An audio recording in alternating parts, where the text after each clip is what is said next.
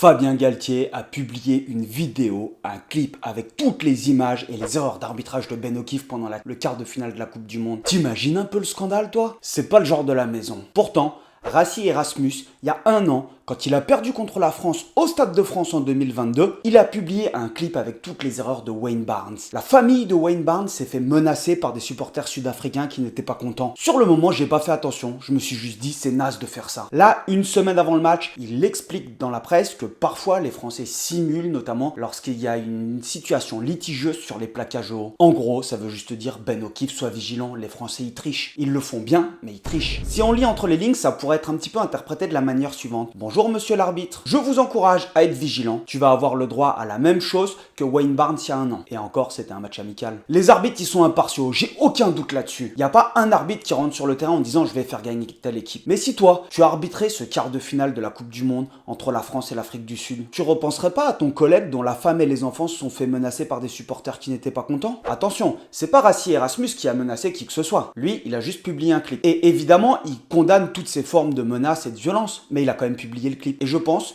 que tu as beau être impartial, tu es humain, c'est normal. Car ce qu'il a fait avec Wayne Barnes il y a un an, c'est pas anodin du tout. Tu sais que tu vas potentiellement rencontrer la France, le pays organisateur, au même endroit, dans le même stade, pour un quart de finale de Coupe du Monde. Tu publies le clip et t'as beau t'excuser, nanani, nanana, mais le mal il est fait. Et les Box, ils sont très très forts à ce jeu-là. Honnêtement, ils jouent pas dans la même cour que nous. Est-ce que Rassi Erasmus, il est pas rentré un petit peu dans la tête de l'arbitre ou des arbitres? Parce que si on prend les statistiques, on a un temps de jeu effectif, il me semble, à 36 minutes, avec 24 minutes de possession pour la France. 24 minutes de possession de ballon pour la France. Avant la Coupe du Monde, World Rugby nous annonce quand même qu'ils vont favoriser l'attaque au détriment de la défense, alors qu'on produit de la défense quand même depuis un certain nombre de temps, et on s'adapte. On a quand même essayé d'envoyer pas mal de jeux sur les séquences. Les Box, ils ont fait que de la défense. Ils ont pas le ballon, et pourtant ils prennent 6 pénalités exactement comme nous. Donc c'est-à-dire que tu as le ballon, et l'adversaire n'est jamais pénalisé. Pourtant, tu as 2 fois plus de mètres franchis, donc c'est-à-dire que la défense est en retard quand tu gagnes du terrain. Et la déclaration de World Rugby, tu peux la comprendre, sur le fait qu'ils vont sanctionner plus la défense que l'attaque. T'as pas envie d'avoir des matchs de ping-pong, t'as envie d'avoir des passes, des envolées. Mais si tu fais une annonce comme ça, tu la respectes. Parce que là, l'attaque, elle n'a pas été favorisée sur le match. Les règles, elles sont pas tout le temps évidentes à comprendre et à interpréter au rugby. Contrairement aux partenaires de cette vidéo, Ovaly. Ovaly, qu'est-ce que c'est? Bah, c'est un peu le Sorare, mais à la sauce rugby. C'est un play and own. C'est un jeu dans lequel vous collectionnez des cartes de joueurs, créez votre propre équipe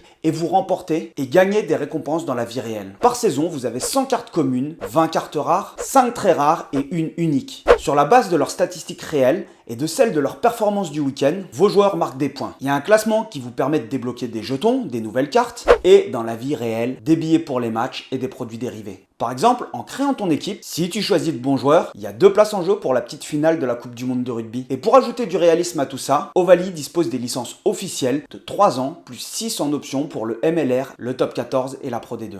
C'est typiquement le genre de jeu dans lequel il faut se lancer au commencement et ça tombe bien, c'est le tout début. Il y a un tournoi spécial pendant la Coupe du Monde et j'ai déjà créé mon équipe pour le tournoi, surtout pour les demi-finales. Autant vous dire que j'ai le vent en poupe. Je t'invite à cliquer le lien dans la description, tu vas voir, ça te prend 2 minutes de créer ton équipe. T'imagines si tu gagnes des places pour la finale? Et maintenant, on va partir sur cette analyse de l'arbitrage qui me taraude depuis dimanche, je vous avoue. Alors je vais tenter vraiment de rester objectif et simplement de soulever des questions. L'objectif, c'est pas de faire une polémique, le match il est fini, on passe à autre chose. Parce que est-ce qu'il y avait carton rouge ou pas sur le coup de tête? Si t'es pas abonné, c'est le moment de le faire et on y va. J'ai été scotché quand en conférence de presse d'après-match du quart de finale, il y a un journaliste qui demande à Fabien Galtier « Est-ce que cette défaite remet votre mandat en cause ?» Galtier, il a été très propre. Il a juste dit « Non, écoutez, je suis là jusqu'en 2028. » Mais attends, le mec, il vient de travailler pendant 4 ans pour atteindre un objectif. Il n'est pas qualifié, il pense pas à son contrat de travail à ce moment-là. Et je vois pas pourquoi ça serait remis en cause. Enfin, j'ai trouvé ça indécent, juste je tenais à le dire. Et ça me permet de rebondir sur la déclaration de Florian Grill, le président de la Fédération française de rugby. Déjà, il annonce cash que Fabien Galtier, c'est la bonne personne pour les années à venir sur l'équipe de France. Merci. Déjà, tu tues une polémique qui a pas lieu d'être, tout simplement. On a vécu 4 ans extraordinaires. Continue ton taf, Galtier. On est tombé, cela arrive. Il va falloir digérer l'échec, faire le bilan et préparer la suite. Mais il a soulevé un point intéressant. Quand on veut être champion du monde, il n'y a pas que l'équipe de France qui doit être professionnelle, il y a toute la fédération. Et je pense qu'on est des nains politiquement au niveau des instances internationales. Le choc de cette phrase après la déclaration de Dupont sur l'après-match, il y a clairement un souci là. Alors au niveau de l'arbitrage, il faut se dire qu'il y a plusieurs types de décisions. Pour moi, et je suis pas arbitre, s'il y a des arbitres, reprenez-moi, mais il y a les décisions qui sont factuelles. Par exemple, tu es hors jeu ou tu n'es pas hors jeu. Si tu es devant un joueur qui tape au pied, tu es hors jeu si tu fais action de jeu. S'il y a les derniers pieds des participants à la mêlée et que tu es devant la mêlée, tu es hors jeu. Si par exemple tu franchis une ligne quand tu veux aller contrer un ballon sur une tentative de transformation et que tu lances ta course avant que le botteur ait bougé, il y a hors jeu. Soit tu es hors jeu, soit tu l'es pas. Maintenant, quand il y a un contact tête contre tête, c'est évidemment interdit et ça c'est factuel. Tu le vois le contact tête contre tête. Pas tout le temps, justement. Et ensuite, il y a ces décisions qui vont être laissées à la libre interprétation de l'arbitre puisque c'est lui le maître du jeu. La passe est-elle en avant? Est-ce que c'est ce pilier ou ce pilier qui perd ses appuis en mêlée ou qui force l'autre à aller au sol? Le contact à la tête est-il volontaire? Y a-t-il des facteurs atténuants? Et là, la subjectivité, elle est quand même propre à chacun. On va faire un petit parallèle. Quand tu regardes le contact à la tête entre Abosi et Smith, lors du quart de finale Angleterre-Fidji, le Fidjien a zéro contrôle. Smith, il peut terminer KO. Et le facteur atténuant, c'est le changement de direction de Smith. Abosi, il arrive avec énormément de vitesse et sans contrôle. Et là, au niveau international, on dit il y a eu un changement de direction, donc le contact à la tête est involontaire. Et si le joueur il termine KO,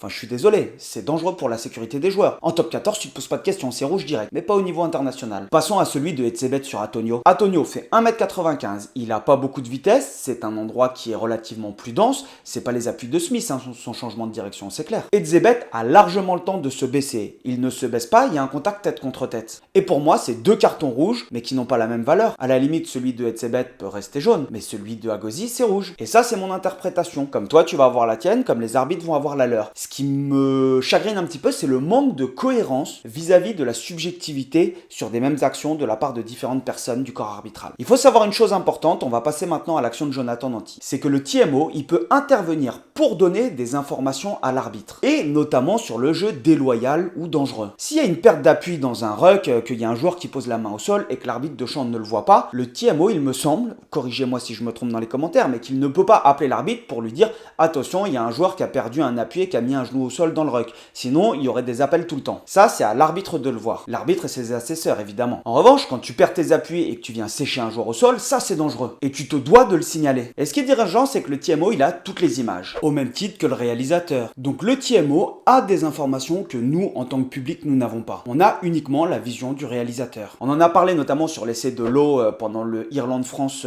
2023, pendant le tournoi de destination, où Lowe met le pied en touche. Et là, l'arbitre vidéo n'a pas toutes les images puisque c'est le réalisateur qui décide quelles images il va montrer. Évidemment, le réalisateur irlandais n'avait pas montré le bon angle au bon moment.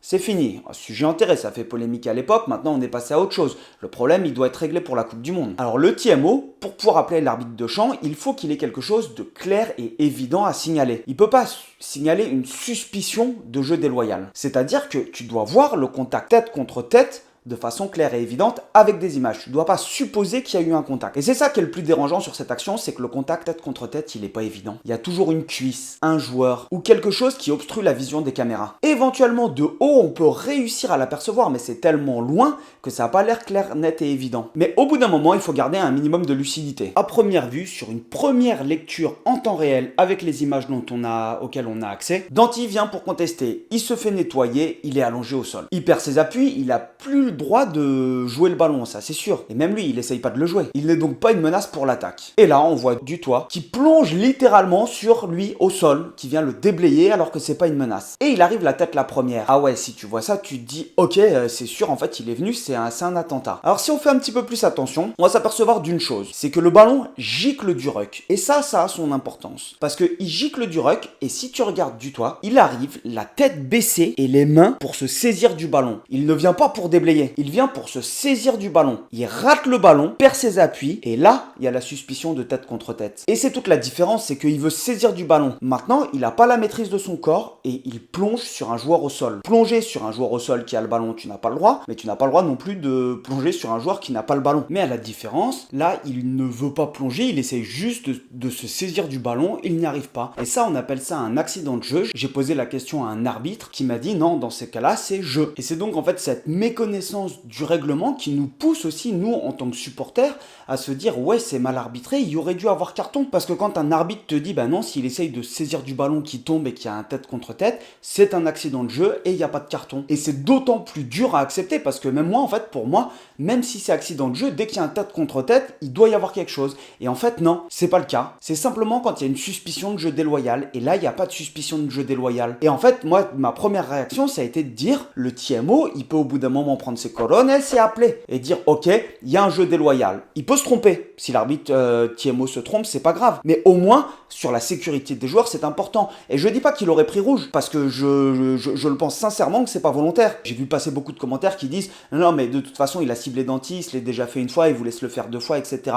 Et ben en fait, pas du tout. Le mec, on l'accuse à tort. Il essaye juste de se saisir du ballon. C'est-à-dire que ouais, c'est un boucher. Il a une fois eu la pommette de Danty, il a pris un rouge. Je pense qu'il devait pas en être très fier. Et en fait, tout simplement, il ne plonge pas la tête la première sur un joueur au sol pour pouvoir le blesser et prendre un carton rouge en quart de finale de la Coupe du Monde. Il est plus intelligent que ça. Et c'est juste une maladresse. C'est triste à dire. Et je pense que l'arbitre de champ, il ne voit pas le contact tête contre tête. Parce que tout simplement, t'as Emmo Bonambi qui est avachi gentiment sur le ruck et Danty est allongé au sol derrière. Et donc je pense qu'il lui, il est focalisé sur le ballon, il voit le ballon qui rebondit et Dutoit qui rate le ballon, il reste focalisé sur le ballon en fait et pas sur le Dutoit qui perd ses appuis et qui tombe la tête la première. Et il y a une chose qui est sûre, c'est que notre influence, elle a considérablement diminué dans le rugby en 4 ans. Notre influence à nous Français, lors de la dernière Coupe du Monde en 2019, on a 4 arbitres de champ qui officient sur la compétition. Il y a Romain Poit, il y a Pascal Gahuzer, Jérôme Garcès et Mathieu Reynal. Et en 2023, on n'en a plus qu'un, c'est Mathieu Reynal. C'est assez particulier car, quand même parce que même si on est français, on aime bien critiquer l'arbitrage et même nos arbitres en top 14, on passe notre temps à les critiquer sur les décisions, mais ça fait partie du sport